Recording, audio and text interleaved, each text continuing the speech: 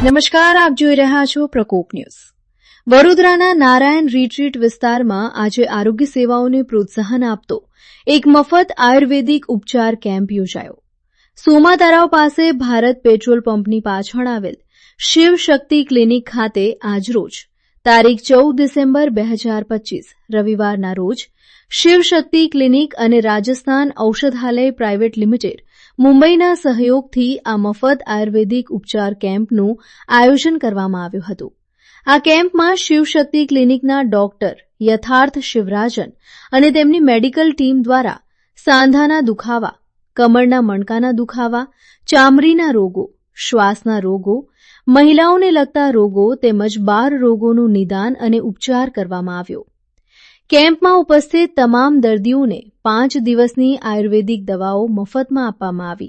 આ મફત સારવાર કેમ્પનો 60થી વધુ ભાઈ બહેનોએ લાભ લીધો હતો.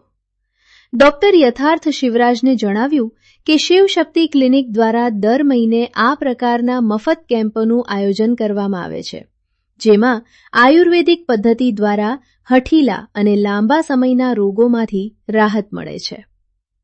સંપાદન નટવરભાઈ નટુભાઈ પરમાર, છોટાઉદેપુર, વડોદરા.